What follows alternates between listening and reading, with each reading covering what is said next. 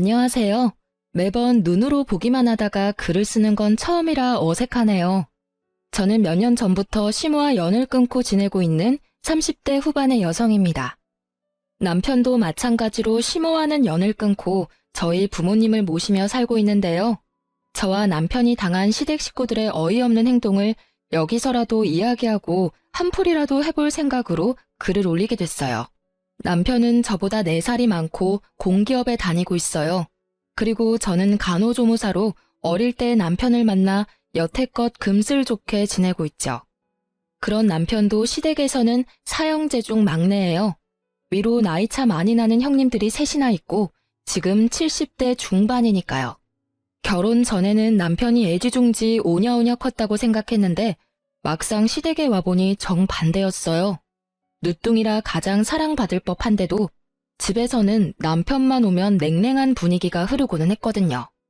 그런 남편이지만 시부에게만은 애정을 듬뿍 받았어요. 시부가 매번 하는 말이 막내가 자기 어렸을 때와 똑 닮았다고 항상 말씀하셨거든요.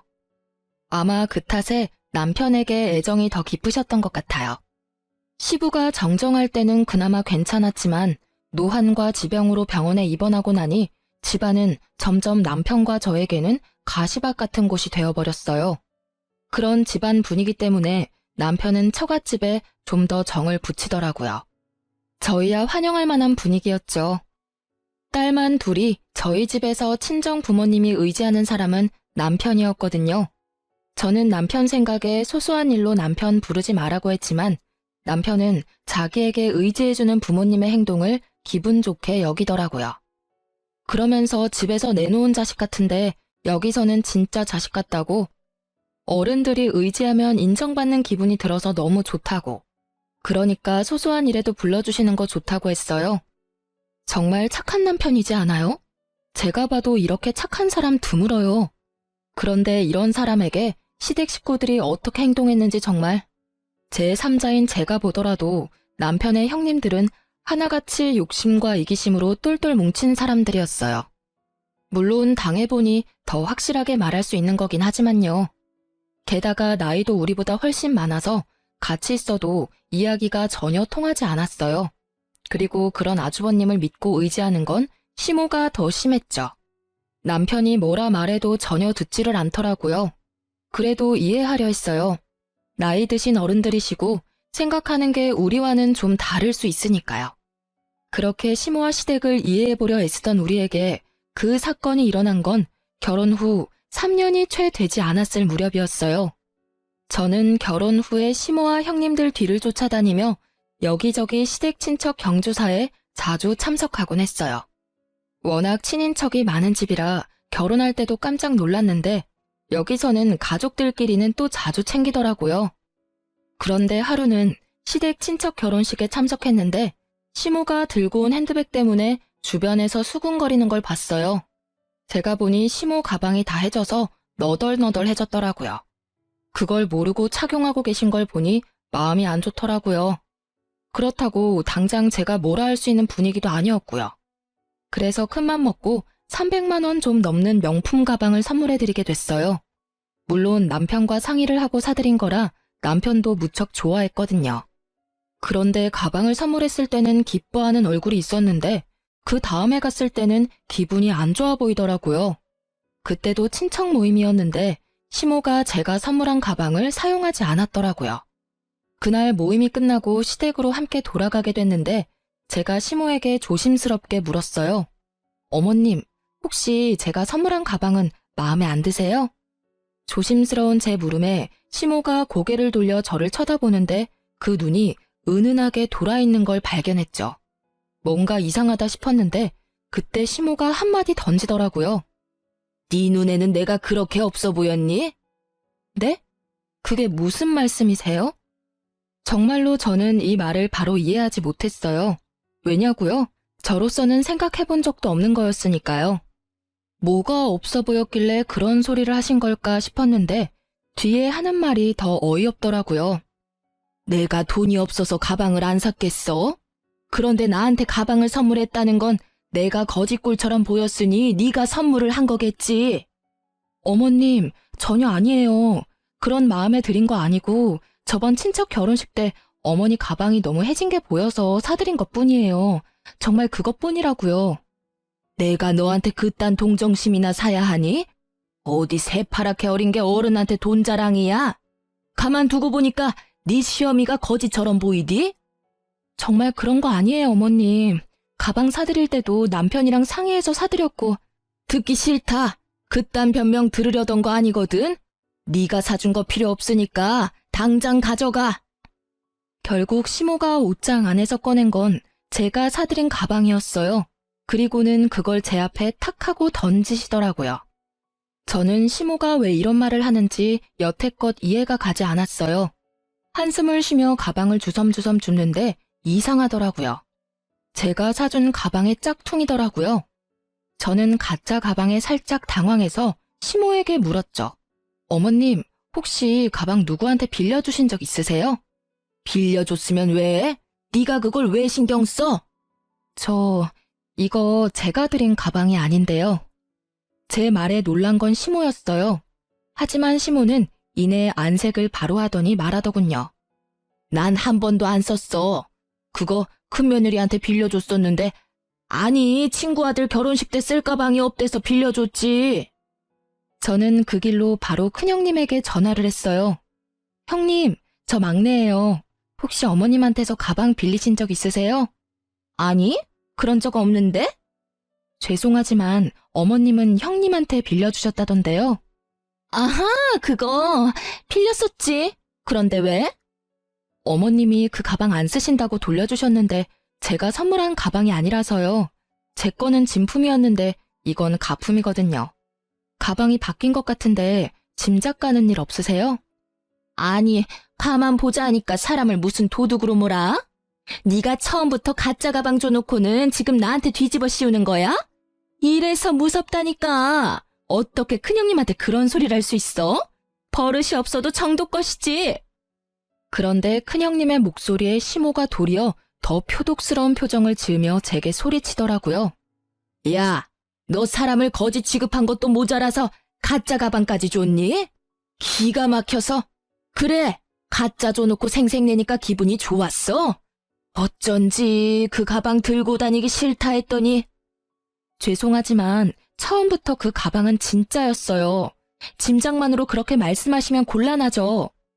결국 저는 그날 남편과 큰형님을 시댁으로 불렀고 집은 한바탕 난리가 났어요. 이 일이 왜 큰일이 됐냐면 큰아주버님이 알게 됐거든요. 결국 아주버님이 집에 오셔서는 쌍심지를 켜고 저에게 삿대질을 하며 욕을 하더라고요. 어디 배운 거 없는 티내면서 윗사람한테 누명을 씌워? 그 가방이 가짜면 네가 가짜를 가져온 거지, 어? 새파랗게 어린 게 두 눈 동그랗게 뜨고 아니라고 거짓말을 해? 사람 그렇게 안 봤는데 참 웃기네. 내가 처음부터 마음에 안 들었어. 그래, 비싼 가방이랍시고 어머님한테 가짜 가방 주면서 생색내려고 했었어. 누구 뭐 돈이 없어서 그런 거 안 하는 거라고 생각해?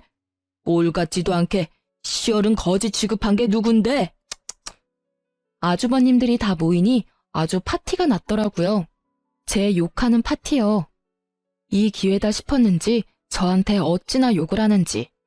그리고 가만 듣다 보니 시모에게 거지 취급 어쩌고 말을 린 게 이 아주버님들 같더라고요.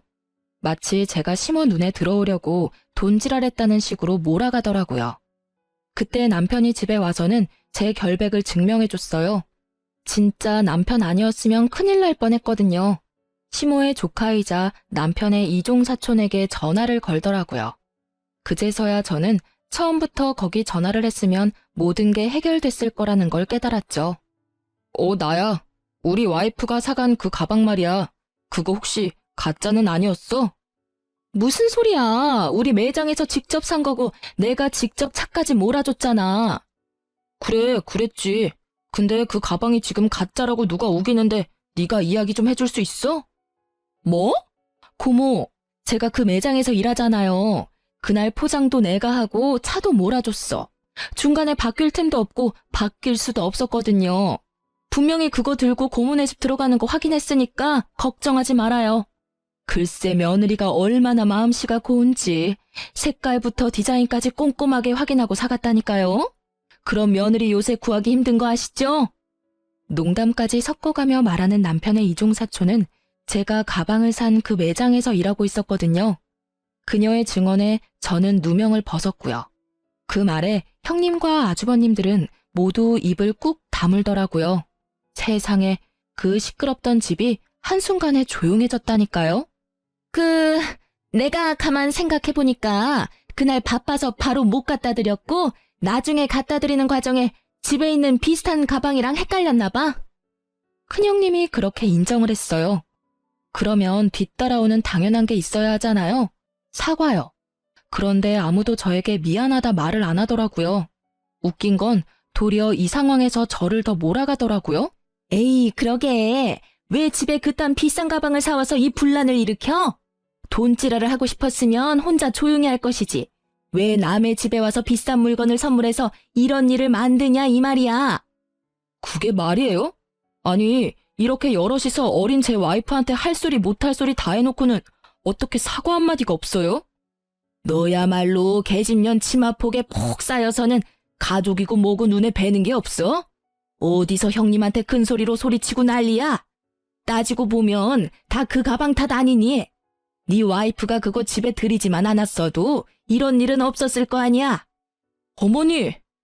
남편의 절망과 답답함으로 가득한 얼굴을 보니 제가 참을 수 없더라고요. 아니, 무슨 이런 가족이 있어요? 선물을 줘도 날리고 시어머니 선물을 가져다 쓰고는 감히 가짜를 돌려주지를 않나. 아니, 그게 왜 제 잘못이에요? 잘해줘도 싫으신 거면 이제 앞으로는 관여 안 할게요. 그리고 이게 다 가방 탓이라니. 가방은 제가 가져갈게요. 형님, 어서 진짜 가방 가져오세요. 제 말에 아주버님과 시모는 다시 들끓어 여기 쓰지 못할 욕을 해댔고, 큰형님은 뭐가 그리 당당한지 차에 가서는 곧 제가 시모에게 선물했던 가방을 가져와서 툭 던지더라고요. 남편은 시모에게 더 이상 이 집에 오지 않겠다며 선언하듯 말을 던지고 저와 함께 시댁에서 나왔어요. 결과적으로는 시모와 만나지 않게 되어 도리어 더 편해지긴 했어요. 그런데 그 뒤에 진짜 웃겼거든요. 제가 그 가방을 중고로 팔아서 나온 돈에 제 돈 좀 더 보태서 부모님 크루즈 여행 보내드렸거든요. 그걸 카톡 푸사에서 봤는지 시모가 연락 왔더라고요. 넌 뭔데 우리 아들 돈으로 돈지랄 하냐고요. 그래서 저도 답해드렸어요. 제가 벌어서 쓴 제 돈이고 그 가방 팔아서 모은 돈이라고요. 그랬더니 시모는 별말 없더라고요. 그런데 옆에 셋째 형님이 계셨더라고요. 셋째 형님이 하는 말도 진짜 웃겼죠. 아무리 시댁에 화난다고 해도 명절은 꼭 챙겨야 하는 거 알지? 일할 사람 없으니까 꼭 와서 거들어. 딱 보니 혼자 일해야 할 것 같으니 저한테 시켜 먹으려는 게 눈에 딱 보이더라고요. 죄송하지만 어차피 며느리 취급도 안 해주는 사람들 뿐인데 제가 왜 거길 가야 하죠? 남편도 가지 말자고 이야기 다 됐으니까 알아서 하세요. 저는 명절 때 남편과 함께 시부를 보러 요양원에 갈 예정이었지만 그 사람들에게 말하지는 않았어요. 제 말에 셋째 형님이 화가 많이 나신 것 같았지만 무시하고 전화를 끊었어요. 제가 왜 그 사람들 이야기를 들어주고 있어야 하나요? 제 일도 바쁜데 말이죠. 어쨌든 시모와는 인연을 딱 끊게 됐지만 시부와는 여전히 따로 문병도 가고 연락하며 잘 지내고 있었으니까요. 그걸로 됐다고 생각하고 있었죠. 그런데 그렇게 1, 2년 지났을 무렵이었어요. 시부에게서 연락이 왔더라고요. 아니, 오늘 가족들 모두 모이라고 했는데 너희는 왜 여태껏 안 와? 많이 바쁘냐?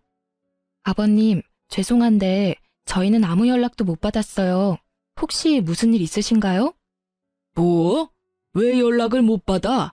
내가 분명히 중요한 이야기 있으니 다들 모이라고 분명히 이야기했는데. 아이고, 그래. 연락이 안 갔을 줄은 몰랐네. 혹시 지금 시간이 되면 집에 좀 와보거라. 뭔가 눈치를 채신 듯 화가 난 시부의 음성이 살짝 누그러지더라고요. 저는 남편과 저녁을 빨리 먹고 시댁으로 향했어요. 오랜만에 가는 길이라 기분은 그리 좋지 않았지만 시부가 있었으니까요. 그렇게 시댁에 갔는데 이미 뭔가 한바탕 한 듯 분위기가 좋지 않더라고요. 3명의 아주버님과 3명의 형님들, 그리고 시모가 한꺼번에 저희를 무척 짜증나게 쳐다보더라고요. 어차피 오지 않던 시댁이라 별 상관없는 느낌으로 앉아 있었는데 시부가 갑자기 유산에 대해 이야기를 꺼내더라고요. 내가 나이가 많아. 요새 많이들 산다고는 하지만 그래봐야 10년 살까 말까지. 당장 죽을 정도는 아니지만 재수 없으면 당장 죽을지도 모를 나이고. 시부는 그렇게 자기가 가지고 있던 재산에 관한 서류를 들고 왔더라고요. 이 재산을 어떻게 나눌지 너희들하고 이야기하려고 불렀다. 시부의 말에 둘째 아주버님이 말하더라고요. 아버지, 유산 배분의 막내는 빼야 하지 않겠어요? 아니, 아무리 생각해도 시댁을 개떡같이 알잖아요. 명절에 코빼기도 안 보이고 이 집에서 비싼 가방으로 분란만 일으켰는데 게다가 시어머니 모실 생각도 안 하는데 왜 유산을 나눠요? 그 이야기를 듣고 있는 남편의 표정이 점점 벌겋게 달아오르더라고요. 열이 받을 대로 받아서는 부글부글 끓고 있는 게 제 눈에는 훤하게 배더라고요. 남편은 이제까지 차별받았는데 마지막까지 차별받게 됐다는 생각에 완전 분노 폭발 직전이었어요. 저는 남편의 팔꿈치를 끌어당기며 진정시켰어요. 이야기나 들어보자고요. 그런데 점점 들을수록 저도 기가 막히더라고요. 맞는 말이에요, 아버지.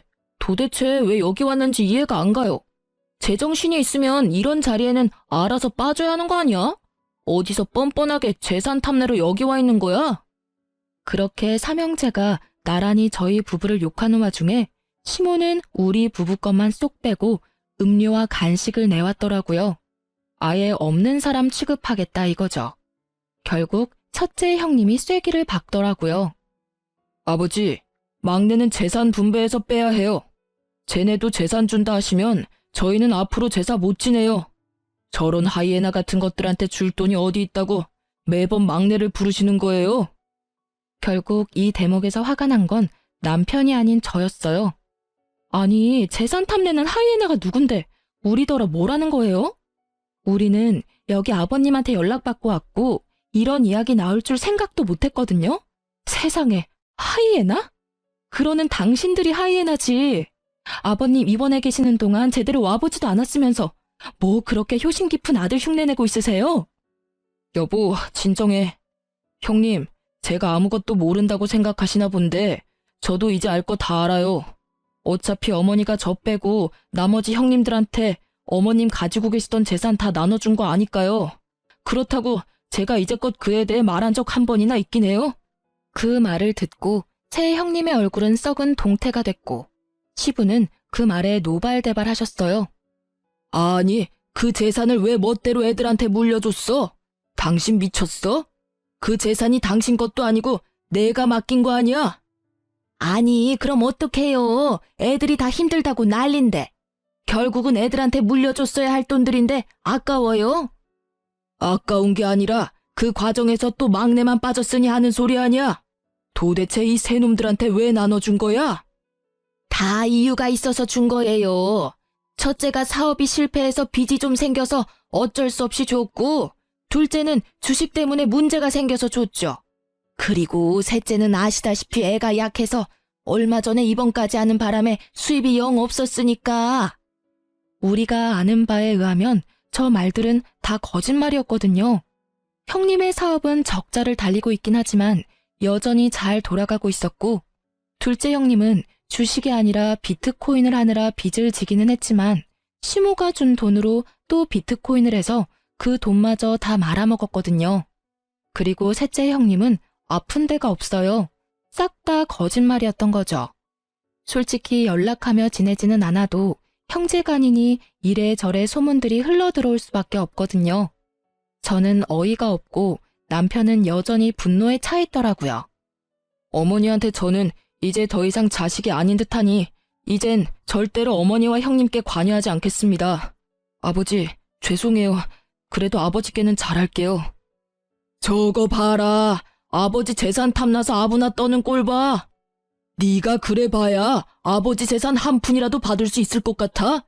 우리가 못 받게 할 거야. 마누라랑 수준이 똑같지? 마누라는 명품 가방으로 시어머니 환심이나 사려 하질 않나. 지는 아버지한테 아부나 떨면서 콩고물 떨어지길 기다리질 않나. 조용히 안 해. 이것들이 한 번만 더 형제끼리 싸우면 당장 첫째 너부터 재산 분배해서 빼버릴 거니까. 결국 꽥소리를 지른 시부의 말에 형제들이 조용해졌죠. 시부도 저도 이 분위기를 보고 기가 막힌 표정만 지었어요. 아버지, 그 부분은 아버지가 알아서 하세요. 저희는 더 이상 이 집안에 관여 안 하고 싶어요. 그리고 어머니, 항상 그랬듯이 쭉 저희는 없는 사람이라고 생각하세요. 그렇게 사시는 게 어머니한테도 저한테도 맞는 것 같으니까요. 그래, 그런다고 내가 후회할 줄이나 알았어? 네가 그렇게 해준다니 내가 다 속이 시원하다. 널 아들이라 생각한 적 없으니까. 결국 남편은 시모와의 관계를 끊겠다고 말하고 집에 돌아왔어요. 자식을 저렇게 모질게 대하는 엄마를 처음 봐서 그런지 저는 집에 돌아온 뒤에도 이해가 안 가더라고요. 그런 제 속이 이렇게 답답한데 남편은 어련했겠어요? 그냥 있는 게 제일 좋은 방법 같아서 저희는 더 이상 그 집에 연연하지 않기로 했죠. 그 뒤로 한 1년은 시모에게 연락 한 번 없더라고요. 시부와 만나서도 남편은 가족 이야기는 되도록 안 했고요. 솔직히 저는 무소식이 희소식이라고 연락 없는 걸 다행으로 여겼거든요. 그런데 연락을 끊은 지 1년이 좀 더 지나서 집에 누가 찾아왔더라고요. 보니까 시모와 요양원 직원이라는 사람이 찾아왔더라고요. 시모는 우리 쪽은 쳐다도 보지 않고 여전히 없는 사람 취급이었고요. 시모와 함께 온 사람은 시모의 상황이 힘들게 됐다며 저와 남편에게 먼저 말을 꺼내더라고요. 처음에 전화를 하려고 했는데 시모가 아들 집을 안다며 그 사람을 데리고 우리 집까지 찾아온 거였어요. 사실은 어르신이 손목이 부러져서 저희 병원에 입원을 하셨거든요. 손목은 3개월 좀 더 지나서 괜찮아졌는데 그때는 보호자분들이 퇴원을 원하지 않으셨어요. 저희야 병원비 받고 어르신 잘 모시면 되는 건데 그 병원비가 계속 밀리고 있어서 저희 쪽에 보호자분으로 등록되신 분은 둘째 아드님이신데 연락이 안 돼서 다른 보호자분을 찾아왔어요. 어르신이 막내 아드님이 계신다고 하셔서 병원비랑 보호자 변경에 대해서 상의를 좀... 죄송하지만 저희는 시댁과 연 끊었습니다. 그걸 원하셨던 것도 어머니셨고요. 지금 이렇게 오셔서 하실 말씀은 아니실 텐데 왜 여기 왔는지 궁금하네요. 남편을 아들 취급 안 하겠다 하신 건 어머니셨잖아요. 요양원 직원은 무척이나 간곡한 표현과 말투로 이야기를 했지만 저는 그런 직원의 말을 딱 잘라버렸어요. 그 이야기를 듣던 시모의 얼굴이 점점 분노로 가득해지더니 버럭 소리치더라고요. 너랑 이야기할 거 없다. 나는 아들이랑 이야기해야겠어. 들어봐라 얘. 둘째가 보호자로 되어 있는데 그놈이 연락을 안 받아. 첫째 놈은 내가 전화하니 모르는 사람 취급이고 자기는 내 자식이 아니니 다시는 연락하지 말라고. 셋째는 자기가 의료급여 수급자라며 자기 같은 처지에 노인 하나 더 맡으면 자기가 죽는다며 앓는 소리를 하지 뭐냐. 이 썩을 것들이 아주 지 어미를 호구로 봐. 울분에 가득 찬 시모의 목소리가 분노에 가득 차 있었어요. 그런 와중에도 남편은 지극히 평온한 모습이었고 저는 기가 안 차서 한숨만 푹푹 내쉬었죠. 그것뿐이면 내가 말을 안 해. 내가 가지고 있던 집, 내 명의의 집까지 홀라당 팔아먹었어. 입원하고 한 달도 안 돼서 다 팔아먹었더라. 이 되먹지도 못한 것들이 나 입원시킬 때 이미 잔머리 굴려서 생각해둔 게 틀림없어. 막내야, 너희 형들이 이 모양 이 꼴이니 내가 마지막 남은 내 아들 찾아온 게 당연하지 않겠니? 응? 결국 평온한 남편 대신 제가 화를 내고야 말았어요. 이제 와서 내 아들 운운하는 모습이 너무 뻔뻔하잖아요. 아니 어머님, 사고는 형님들이 다 치고 갔는데 왜 우리한테 와서 하소연하세요? 아주버님들이 연락이 안 되면 형님들께 연락해보시던가요. 그때 어머님이 이 사람 없는 사람 취급하셨을 때 이미 저희들과의 인연은 끊겼다고요. 좋다고 꺼지라고 한 게 어머님이셨거든요.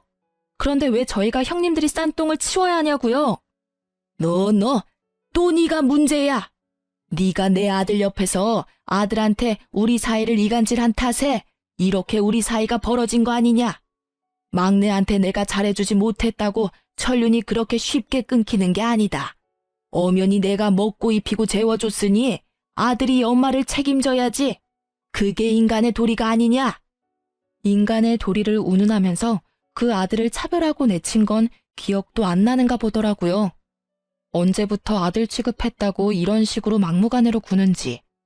이렇게 밀어붙이니 막을 방도가 없더라고요. 그 나쁜 놈의 새끼들은 인간 새끼들도 아니야. 내 재산 다 빼내갈 때는 간이며 쓸개며 다 빼줄 것처럼 굴더니 이제는 아예 생판 모르는 남 취급이야. 이제 더 이상 이 늙은 몸에서 빼갈 것 없으니 아예 정신 나간 치매 환자 취급이나 하고 나쁜 것들. 내가 그 돈을 지들한테 왜 줬는데? 진정하세요, 어머니. 일단은 제가 밀린 병원비는 내드릴게요. 그런데 저는 어머니 보호자는 못합니다. 지금 저희도 장인 장모님 모시고 있어서 어머니까지는 못 모셔요. 그러니까 형님들 중에 누구 하나한테 연락해서. 장인 장모는 모시면서 나를 못 모신다고? 그게 무슨 말이냐? 네가 내 아들인데 왜 네가 나를 안 모시고 저쪽 집안 사람들을 모시는 거야? 왜 네가 남의 부모를 모셔? 이 나쁜 년. 네가 내 아들 꼬셔서 너희 부모 모시도록 만든 거지? 이 여우 같은 년이 처음부터 내가 알아봤어. 제가 그런 짓을 왜 하겠어요? 어머님이 이런 상황을 만들었다는 걸 정말 모르시겠어요? 본인이 자초해놓고 이제 와서 저한테 책임 전가하시는 거잖아요. 우리가 왜 어머님하고 연 끊었는지 이제는 기억도 안 나시나 보네? 어머님이 얼씨구 좋다구나 하며 우리 내칠 때는 이런 미래를 생각도 안 하셨나 봐요. 이런 망할 년을 봤나? 네가 뭐라 해도 내 아들은 법적으로 내 자식이야. 그러니까 나를 부양해야 되는 것도 법적으로 정해져 있는 거지. 난 당연한 걸 요구하는 것뿐이라고. 그만 좀 하세요, 어머니. 어머니 재산을 형님들께 물려준 것도 서운하긴 했지만 그건 어머니 재산이니 제가 왈가왈부할 게 아니라는 걸 잘 알고 있어요. 그렇지만 제가 살면서 차별받은 건 절대로 못 잊어요. 사랑도 못 받고 컸는데다가 영까지 끊자고 합의 다 본 마당에 이제 와서 부양하라고 해도 저는 못합니다. 저는요, 어머니를 엄마라고 생각해 본 적 한 번도 없어요. 없는 자식 취급할 때는 이런 일 생각도 못 하셨겠죠. 어차피 저한테 주신 게 아무것도 없으니 많이 공들인 형님들한테나 가서 부양 이야기 꺼내세요. 저는 어머니하고 더 이상 엮일 생각 없으니까요. 너 이 은혜도 모르는 놈, 내가 키워준 은혜도 모르고 이제 와서 뒤통수를 때려? 은혜를 원수로 갚은 건 제가 아니라 형님들이죠. 형님들한테 재산 퍼주면서 부양하라고 이야기하셨을 거 아니에요. 그런데도 약속을 안 지킨 건 형님들이지 제가 아니라고요. 그리고 키워주셨다고 하는데 저를 키운 건 아버지였어요. 어머니는 매번 무슨 일이든 저를 빼놓고 형님들만 데리고 가고 형님들에게만 사주시고 형님들에게만 말 걸어주셨잖아요. 제가 어머니를 안 모시는 게 아니라 어머니가 저를 아들 취급 안 해서 부양 안 하는 거예요. 그리고 이쪽 처갓집 식구들은 저를 한 사람의 인간으로 자식으로 인정해주고 있기 때문에 제가 제 의지로 모시고 있는 겁니다. 한 번만 더 와이프한테 그런 식으로 말씀하시면 저도 용서 안 할 거예요. 밀린 병원비 내드리는 걸로 완전히 끝이라고 생각해 주세요. 아이고, 내가 잘못 살았네. 잘못 살았어. 자식을 넷이나 키우고도 이런 취급을 받으니 내가 한참을 잘못 살았어. 지들은 다 혼자서 큰 줄 알지. 내가 그 마음고생을 하면서 집에 있게 해줬더니 이렇게 사람 뒤통수를 치고. 오냐, 너 같은 아들 나도 필요 없어. 내가 여기로 오겠다고 생각한 자체가 미친 짓이었지. 그래, 너 혼자서 아주 잘 살아봐라. 그렇게 화를 버럭 낸 시모가 씩씩거리며 밖으로 나갔어요. 그 연세에 참으로 정정한 그 모습에 함께 온 직원이 당황한 표정으로 따라 나가더라고요. 결국 남편은 직원에게 밀린 병원비는 대신 내주겠다며 계좌와 금액을 받았어요. 대신 앞으로 이쪽으로 찾아오지 말라고 신신당부했어요. 둘째 형님에게 연락해 놓을 테니 그쪽으로 연락하라고 말이죠. 남편은 밖에서 기다리던 시모에게 자기가 마지막으로 해드릴 수 있는 거니 앞으로도 지금처럼 연락 말고 지내자고 당부를 했어요. 그리고 시모가 보는 앞에서 둘째 형님께 전화해서 말하더라고요. 어머니 밀린 병원비 내가 냈는데 앞으로 나는 시모 신경 안 쓸 거다. 호적에서 파든 말든 마음대로 하고 재산은 전부 형님들이 가져갔으니 알아서 어머니 모시고 만약 또 자기한테 어머니가 오시면 아버지에게 전화해서 아버지가 가진 재산까지 형님들 못 가져가게 막겠다고 말이죠. 그랬더니 형님들이 난리가 나서 네가 무슨 권리로 그러냐며 난리치더라고요. 남편이 다 무시하고 전화를 끊자 시모에게 바로 둘째 형님이 전화가 왔더라고요. 왜 거기가 있냐고, 요양원에 있으면 자기들이 다 알아서 하는데 왜 일을 이렇게 만드냐며 시모를 아예 쪼아버리더라고요. 그런데 시모도 가만히 있지는 않더라고요. 너희가 다 연락을 씹으니 자기가 여기까지 와서 이 수모를 당한다며 네가 어떻게 그럴 수 있냐며 눈물 한 바가지 흘려주시고요. 저는 시모의 모습을 보면서 자기 무덤 자기가 판다는 속담이 머릿속에서 떠나질 않더라고요. 그러게 처음부터 남편에게 잘해줬으면 이 착한 남자가 효도하면서 어머니 모시고 잘 살았을 텐데 말이죠. 이제 와서 아들이라며 되돌리려 해도 이미 상처받고 틀어진 관계가 회복되기는 어렵잖아요. 결국 그 뒤로 또 시모와의 연락은 끊겼어요. 다행히 병원비도 잘 내는지 어쩌는지 저희한테도 연락이 없고요.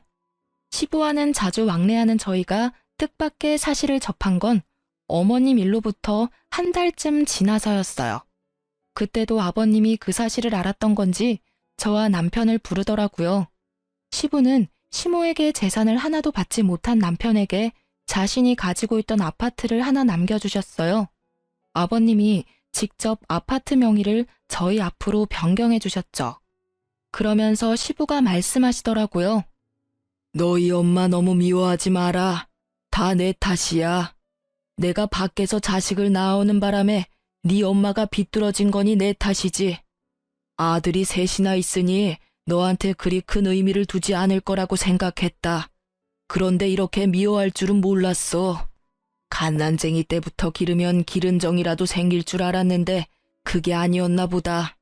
내 무덤까지 갖고 가려다가 그냥 가면 네가 평생 엄마에게 사랑받지 못한 사람이라는 생각을 안고 있을까봐 내 말하는 거야.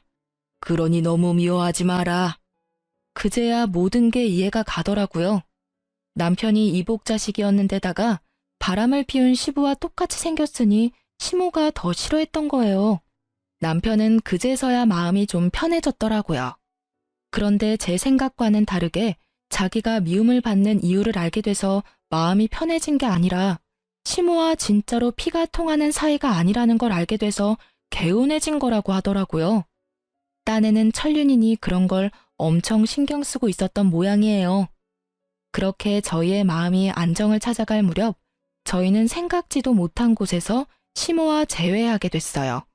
바로 남편의 사촌네 결혼식에서요. 저희는 결혼식에 간 건 아니었어요. 사실은 친정 부모님 모시고 웨딩홀 근처에 식사하러 나온 김에 호텔 근처 야외 커피숍에서 커피 좀 마시고 있었는데요. 하필 호텔에서 우연찮게 고모님을 만나게 됐거든요. 그때 고모님과 함께 있던 게 시모였어요. 시모는 아무도 신경 써주지 않은 티가 나는 그런 모습으로 결혼식에 와 있더라고요. 고모는 남편에게 무척 잘해주셔서 남편에게 이왕 만난 거 식장이라도 왔다 가라고 권유했고 남편은 식사는 안 하더라도 축의금은 주고 오자며 홀 안으로 들어갔죠. 솔직히 그때 친정 부모님이 같이 계셔서 남편도 약간 당황한 것 같더라고요. 저희가 시모와 연을 끊었다고 고모님 같은 다른 친척분들과 연을 끊은 건 아니잖아요. 그래서 친정 부모님에게 먼저 양해를 구하고 같이 웨딩홀로 향했죠. 그리고 그 안에 있던 시모와 맞닥뜨린 거예요. 안녕하세요. 잘 지내셨죠? 형님들이 잘 모시고 있으신가 봐요. 시모는 저의 인사에도 제 말을 무시하고는 쳐다보지도 않더라고요. 뭐 당연히 그렇게 나오겠다 싶어서 저도 더 이상 신경 안 썼어요. 돈만 내고 가면 다시 안 볼 사람이잖아요. 그런데 그때 고모님이 말하더라고요. 어휴, 너희 형님들이 어머니를 잘 모시겠어? 언니 지금 우리 집에 와 있어. 오빠가 부탁해서 우리 집에서 같이 있는데 이 망할 놈의 자식들이 아주 연락도 없고 이번에 결혼식장 온다던데 내 한마디 해주려고. 저는 솔직히 형님들과 아주버님들을 마주치고 싶지 않아서 남편이 빨리 오기만을 기다리고 있었는데 결국은 아주버님과 형님들이 먼저 저와 마주치게 됐어요. 그런데 저와 남편에게 상냥하게 말하던 고모님이 갑자기 새 형님들을 보더니 순식간에 돌변하더라고요. 그리고는 사람이 그래도 적은 화장실 근처로 데리고 가서는 형님들에게 한 소리 퍼붓기 시작하더라고요. 너희들, 내가 니들 보려고 여기 결혼식장까지 와 있을 줄 몰랐지? 어떻게 그럴 수가 있어? 어머니를 고모한테 맡겨놓은 자식들이 세상 천지 어디에 있어? 니들 그러는 거 아니야. 돈 다 받았다고 엄마를 없는 사람 취급하고 부양 안 하려고 안간힘 쓰는 거 내가 모를 줄 알아? 저와 남편은 그 대목에서 좀 놀랐죠. 저번에 남편이 시부말을 꺼내고서는 좀 잠잠해지나 했는데 그게 아니었더라고요. 돈만 내고 여전히 요양원에 모시고 있었던 것 같더라고요. 면회도 안 가고 사람을 계속 그렇게 가둬놓으니 결국 시모가 시부에게 연락을 했고 시부는 고모에게 연락해서 시모를 좀 봐주라고 한 것 같았어요. 참으로 대단한 형제들이다 싶었어요.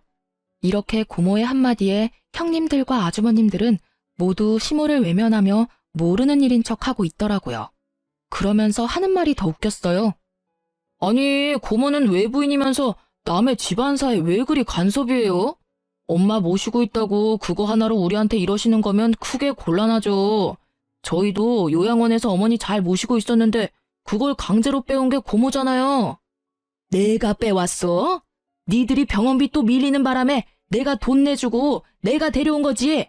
너희들 아버지가 나한테 부탁을 하더라. 너희 엄마가 너희들한테 얼마나 잘해줬는지 몰라서 이런 식으로 굴어? 그래서 어떻게 할 거니? 엄마 모실 거야 말 거야?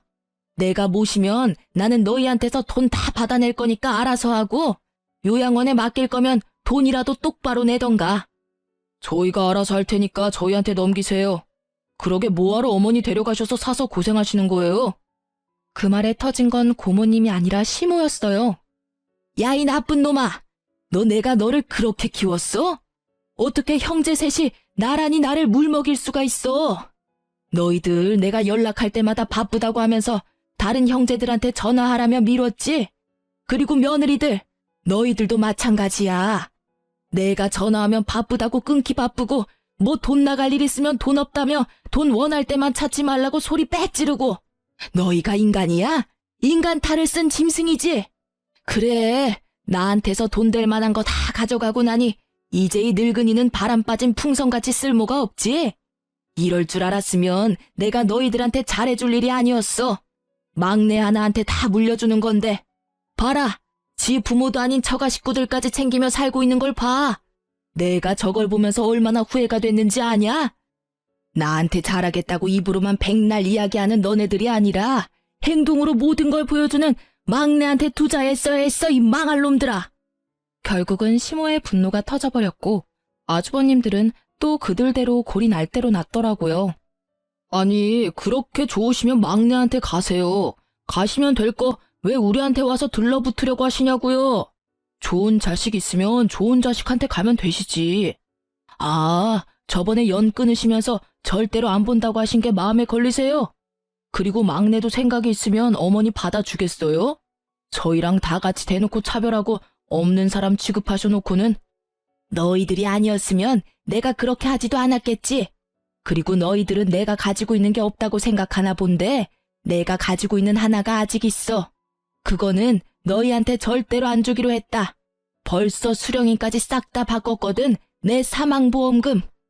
시모의 입에서 사망보험금이라는 단어가 나오자 형님들과 아주머님들의 눈빛이 정말 순식간에 바뀌더라고요. 그러면서 갑자기 형님들이 어머니에게로 달려가서는 이산가족 상봉한 것처럼 어머니, 어머니, 우리랑 같이 가세요 하며 곡소리를 내는데 이건 뭐 거의 꽁트였죠. 남의 결혼식에서 이렇게 웃긴 연극 찍는 것도 참 어찌 보면 대단한 재능이잖아요. 보통 뻔뻔해서는 이런 일을 할 수 없으니까요. 정말 그 꼴을 보는데 기도 안 차더라고요. 그런 가족들을 한심한 표정으로 지켜보던 고모가 한 말씀 던지셨어요. 사망보험금 하나에 다시 또 이렇게 부모님 사랑이 샘솟냐? 언니, 내가 이 말까진 안 하려고 했는데 도대체 자식 농사를 어떻게 한 거유? 이 눈들 좀 봐. 세상에, 그렇게 모셔가라고 할 때는 왜 자기들한테 떠넘기냐며 눈에 쌍심지를 켜고 달려들더니 보험금 한마디에 아주 효자가 셋이나 생겼네. 말해봐요. 어떻게 키우면 저런 불효자를 셋이나 만드는지. 고모님의 빈정거림에 시모의 얼굴이 벌겋게 달아오르더라고요. 그럴 수밖에요. 그 사망보험금 단어 하나에 시모를 무시하고 이쪽 저쪽 보내기 바빴던 형제들이 아주 효자가 돼서 내가 모시네 너는 안 되네 하고 있으니 말이죠. 게다가 친척 결혼식이다 보니 남편 친척 사람들이 모두 모여있던 자리라 그 사람들의 눈을 완전히 피할 수는 없었거든요. 그 친척들이 혀를 차며 시모와 새 아주버님께 한 말씀씩 던지더라고요. 저것도 자식이라고? 자네 자식들은 없다 생각하는 게 낫겠네. 저거야 원 자식이 아니라 빚쟁이지. 돈을 그만큼 뿌리면 뭐래? 자식들이 인간이 덜 됐는데. 그래, 사망보험금 혹시라도 자식들한테 미리 넘기지 마.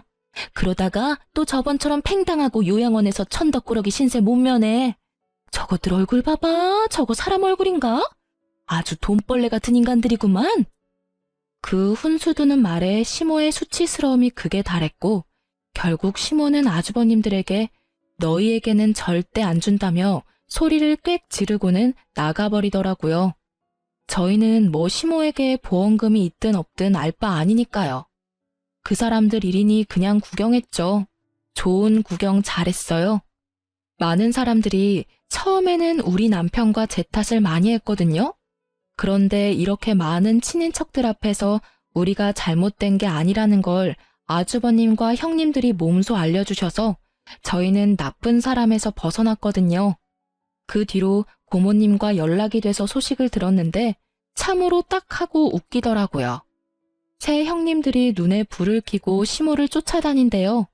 셋이서 피 터지게 싸우는데 유산 나눠 가를 때보다 더하다고 해요.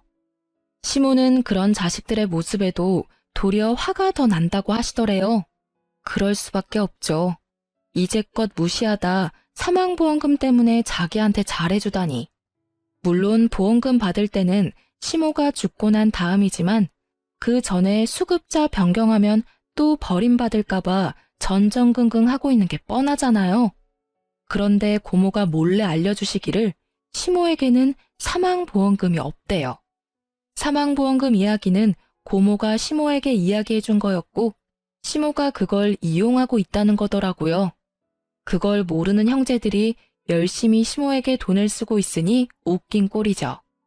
저러다 사망보험금 없다는 걸 알고 나면 어떻게 행동할지 궁금하네요. 그러게 착한 막내 아들에게 잘 좀 해줬으면 평생 잘 모시고 살았을 일을. 본인 고생길을 본인이 알아서 가고 있는 게 참 딱하다며 고모님이 한탄하는 소리가 마음에 와닿더라고요.